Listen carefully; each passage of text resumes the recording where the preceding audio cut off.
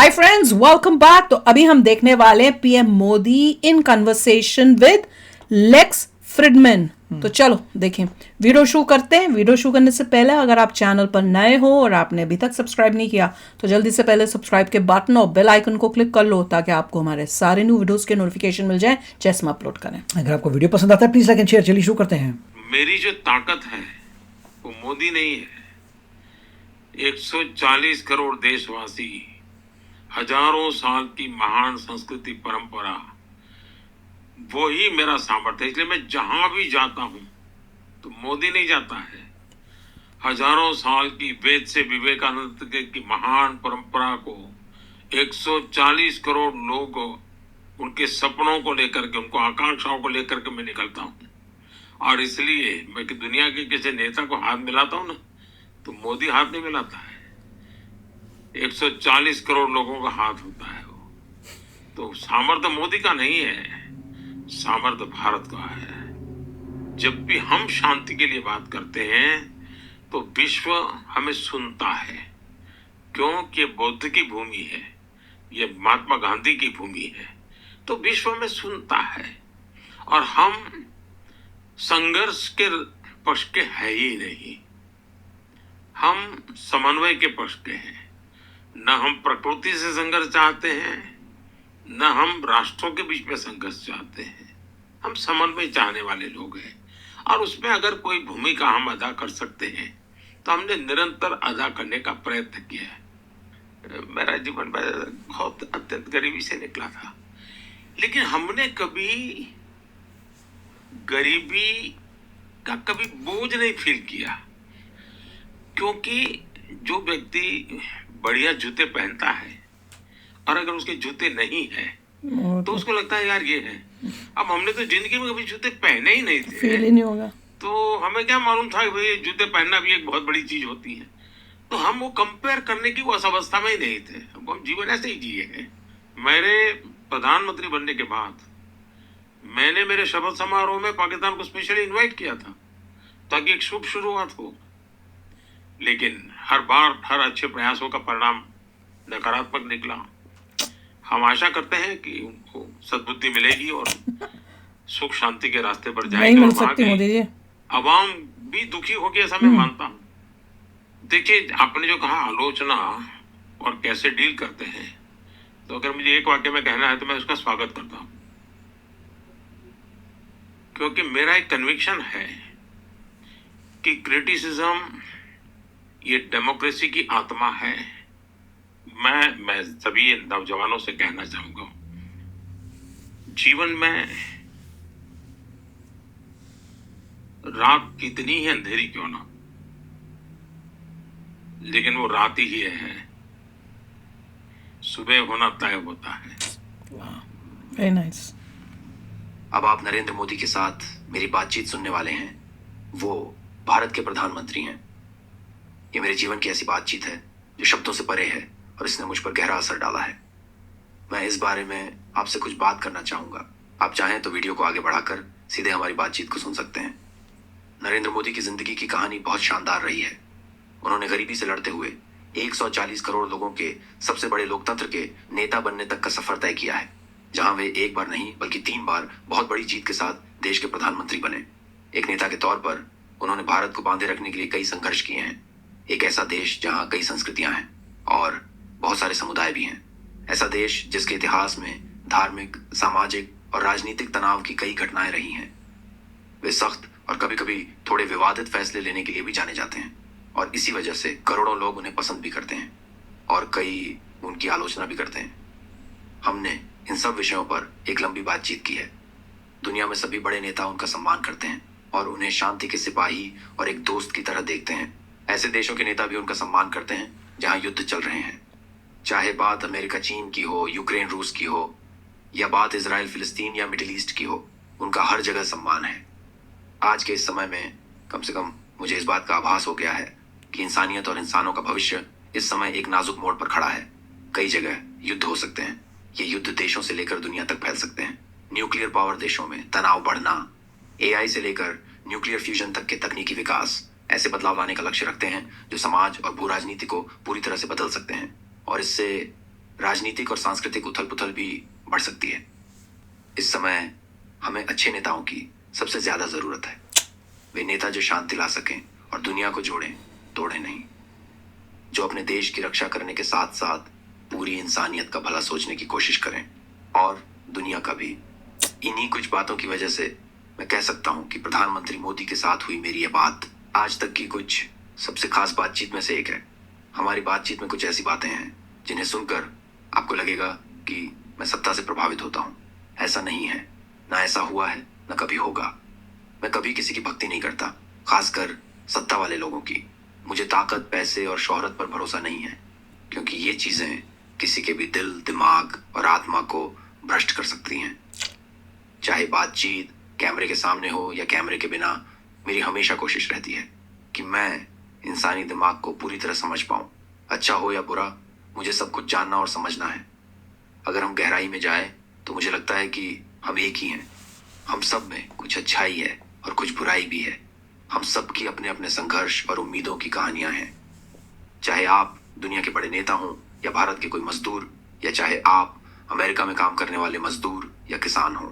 वैसे इससे मुझे याद आया कि मैं ऐसे कई अमेरिकन मजदूरों और किसानों से कैमरे के बिना बात करूंगा, कैमरे के सामने भी कर सकता हूं, क्योंकि अभी मैं दुनिया और अमेरिका में घूम रहा हूं। यहाँ मैंने नरेंद्र मोदी के बारे में जो बातें कही या कहने वाला हूं, वे बस उनके नेता होने से जुड़ी नहीं हैं, बल्कि उनके व्यक्तित्व से भी जुड़ी हैं। मैंने उनके साथ जो लंबा समय कैमरे के सामने और कैमरे के पीछे बिताया, हमारी बातचीत में काफी गहराई थी। इसमें गर्मजोशी, हमदर्दी, हंसी मजाक दिखेगा। अंदर और बाहर वाली शांति की बात भी दिखेगी। हमने इस बातचीत पर अपना काफी ध्यान लगाया है। ऐसी बातचीत जो समय के बंधन से परे है। मैंने सुना है कि वे सभी लोगों से इसी हमदर्दी और करुणा से मिलते हैं। वे सभी तबकों के लोगों से इसी तरह से मिलते और बात करते हैं। और इन्हीं सब बातों की वजह से यह एक बेहतरीन अनुभव रहा, जिसे मैं शायद ही कभी भुला पाऊंगा। वैसे आपको एक और बात बतानी है। आप इस बातचीत के कैप्शन इंग्लिश, हिंदी और बाकी भाषाओं में पढ़ सकते हैं, और इस वीडियो को इन्हीं भाषाओं में सुन भी सकते हैं।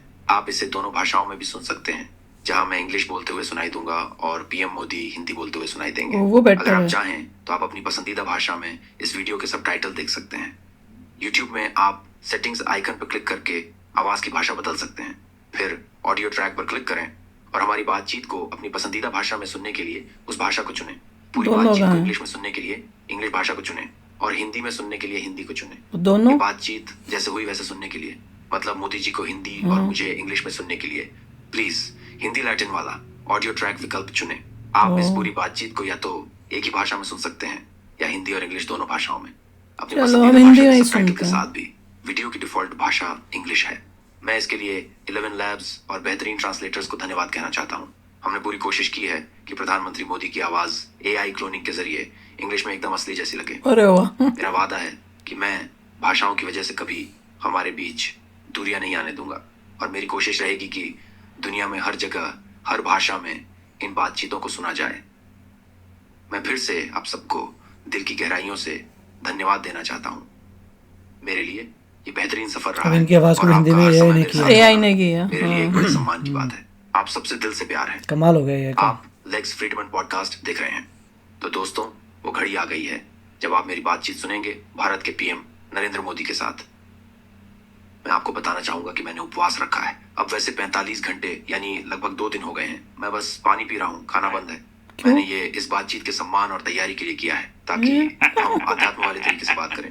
मैंने सुना है कि आप भी काफी उपवास रखते हैं। क्या आप उपवास रखने का कारण बताना चाहेंगे, और इस समय आपके दिमाग की क्या स्थिति होती है?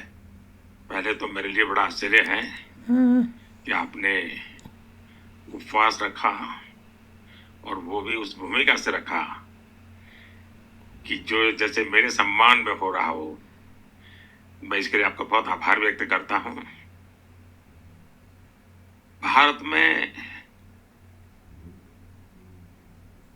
जो धार्मिक परंपराएं हैं,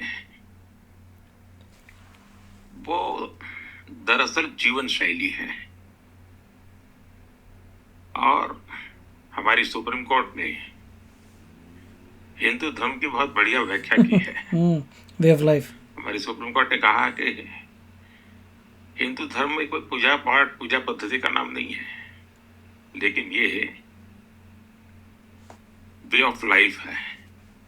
जीवन जीने की पद्धति है। करेक्ट, हिंदुइज्म की डेफिनेशन ये है, वे ऑफ उसमें लाइफ। हमारे शास्त्रों में शरीर, मन, बुद्धि, आत्मा, मनुष्यत्व को किस प्रकार से ऊंचाई पर ले जाना, इन सारे विषयों की एक प्रकार से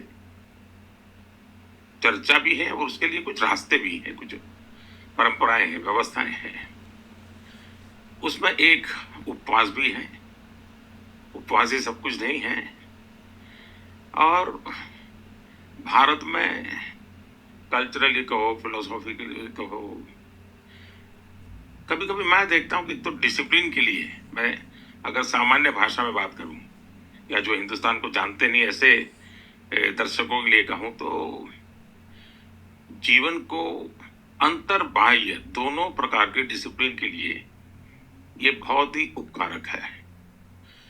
ये जीवन को घड़ने में भी काम आता है। जब आप उपवास करते हैं तो आपने देखा होगा, जैसे आपने कहा कि आपने 2 दिन से पानी पर रहे हैं, बड़ा टफ है आपकी 2 दिन तो। जितनी इंद्रिय हैं, खास करके सुगंध की हो, स्पर्श की हो, स्वाद की हो, ये इतनी जागरूक हो गई होगी कि आपको पानी की भी स्मेल आती होगी। पहले कभी पानी पीते होंगे तो स्मेल अनुभव नहीं किया होगा। कोई चाय भी लेकर के आपके बगल से गुजरता होगा तो उस चाय की स्मेल आएगी, कॉफी की स्मेल मेरे को आएगी। तो आती है अभी भी। आप एक छोटा सा फूल पहले भी देखते होंगे, आज भी देखेंगे, आप उसमें बहुत ही उसको रिकॉग्नाइज कर सकते हैं। मुझे तो लगता था लाल लो चाह रहा है, सारी इसलिए स्मेल आ रही है, मैं तो ये सोचती थी। एकदम से हम्म, बहुत ही सक्रिय हो जाती है और उनकी जो कैपेबिलिटी है चीजों को एब्सॉर्ब करने की और रिस्पॉन्ड करने की अनेक गुना बढ़ जाती है। और मैं तो इसका अनुभवी हूं। दूसरा मेरा अनुभव है कि आपके विचार प्रवाह को ये बहुत ही शार्पनेस देते हैं, नयापन देते हैं। आप एकदम से आउट ऑफ बॉक्स, मैं नहीं जानता हूं औरों का उपवास का यही अनुभव होगा, मेरा है।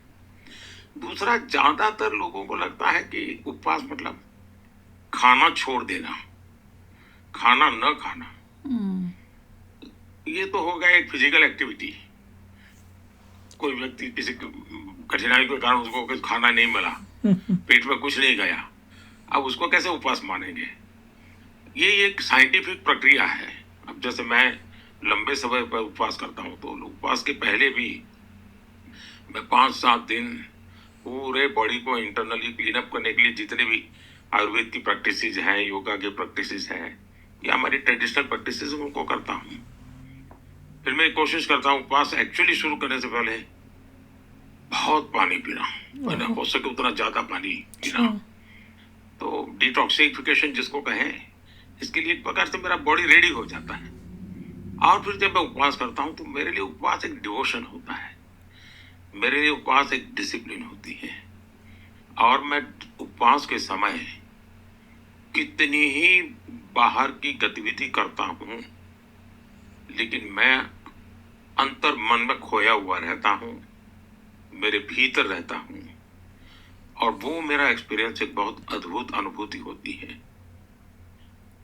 और ये उपवास मैं कोई किताबों को पढ़ करके या किसी के उपदेश के कारण या मेरे परिवार में अगर कोई कारण से उपवास चल रहा है तो उन चीजों से नहीं हुआ है। मेरा खुद का एक एक्सपीरियंस था। स्कूल एज में हमारे यहाँ महात्मा गांधी की जो इच्छा थी गौरक्षा की, उसको लेकर के आंदोलन चलता था। सरकार को कानून नहीं बना रही थी उस समय। पूरे देश में एक दिन का उपवास करने का, सार्वजनिक जगह पर बैठ करके करने का कार्यक्रम था। हम तो बच्चे थे, अभी प्राइमरी स्कूल से शायद निकले होंगे। मेरा मन कर गया कि मुझे उसमें बैठना चाहिए। और मेरे जीवन का वो पहला अनुभव था। उतनी छोटी आयु में मैं कुछ, मुझे भूख लग रही है, मुझे खाने की इच्छा हो रही है, मैं जैसे कुछ नई एक चेतना प्राप्त कर रहा था, नई एनर्जी प्राप्त कर रहा था। तो मैं कन्विक्शन मेरा बना कि ये कोई विज्ञान है, इसको ये सिर्फ खाना न खाने का झगड़ा नहीं है, ये उससे कहीं बाहर की चीज है। फिर मैंने धीरे धीरे खुद को कई प्रयोगों से अपने शरीर को, मन को गढ़ने का प्रयास किया। बहुत अच्छी बातें हो रही हैं ये, और ये सभी को सुनना चाहिए। फास्टिंग तो क्या फास्टिंग होती शुरू है? कर दो। हाँ, मेरे को लग रहा है, मैं पहले करती थी, मैंने तो बंद कर दिया है। मैं सोच रही हूँ एटलीस्ट हफ्ते में एक बारी तो करना ही चाहिए। Only water. हाँ, वाटर पता नहीं, मुझे तो ये पता है कि मेरे को तो जब पता चलता है कि मैंने फास्टिंग करी है तो ज्यादा भूख लगने लग जाती है। 24 घंटे का टाइमर लगा दो, ओनली वाटर 24 घंटे। सुबह मतलब सोने के बाद जब तुम होते हो उस दिन पूरा करो, फिर अगले सुबह खाओ। एक दिन तक कर सकती हूँ मैं, पता नहीं अब कर सकती हूँ कि नहीं, पर वैसे तो एक दिन का करती थी। पर लॉन्ग, ये जैसे खुद बोल रहा था कि मैं 2 दिन से ऐसे पानी पे हूँ, पता नहीं कैसे कर सकते हैं। It is too tough. वो मतलब आपको पता नहीं, आई डोंट नो, मेरे लिए तो बहुत टफ होता था। और मैंने तो कई टाइप के व्रत रखे हुए थे जब इंडिया में होती थी, और भैया इतनी भूख लगती थी, और कॉलेज जाना, उसके बाद वापस आना और कुछ खाया नहीं, कहीं सिर दर्द होने लग जाता, तबीयत खराब हो जाती थी मेरी। पानी। तो हाँ, सिर्फ पानी पे होता था। फ्रूट भी खा लो, पर उस टाइम फ्रूट भी नहीं खाए जाते थे, वो पसंद ही नहीं ये आते दूसरा थे। फास्ट है, ये फास्ट में सिर्फ पानी है, वो तो और भी टफ है। पर वो ये है कि भैया, पर एक चीज है, यू ऑलवेज फील गुड जब आप वो फास्ट कंप्लीट करते हो ना, तो आपको लगता है कि हाँ, यू आर क्लोज, आप क्लीन हुए हो, मतलब you are closer to god, या आपके कोई पाप जो है वो थोड़े धुल गए हैं, ऐसी फीलिंग आती थी। और गॉड से ज्यादा क्लोज उस टाइम फील होता था। तो आई थिंक मेंटली भी और फिजिकली भी, दोनों के लिए बहुत इंपॉर्टेंट होता है फास्टिंग करना। बॉडी के लिए भी है और दिमाग के लिए। 12 घंटे का तो बहुत ईजी होता है। 12 घंटे तो कुछ भी नहीं है। आई थिंक एक दिन तो होना ही चाहिए कम से कम। पर करने वाले करते हैं यार, वो कितने लंबे लंबे करते हैं। मोदी जी कर रहे हैं, तो और भी कई होते हैं पूरे इतने व्रत रखते हैं पूरा नॉन स्टॉप। पर दिस इज जस्ट अमेजिंग। आगे का भी देखेंगे कि मोदी जी और क्या क्या शेयर करते हैं। आई थिंक आज पूरा बड़ी लंबा सा ये डिस्कशन, इनकी इंटरव्यू हुई है। तो चलो यार, शेयर करना अपने थॉट्स। चलते हैं, मिलेंगे नेक्स्ट वीडियो में बहुत ही जल्द। Till then, take care and bye bye. तो अगर आप मेरे इस चैनल पे नए हो तो जल्दी से सब्सक्राइब के बटन को हिट करो और बेल आइकन को क्लिक करो, ताकि आपको मेरा जब नया वीडियो मैं लगाऊं, आपको उसके बारे में जल्दी से पता चल जाए।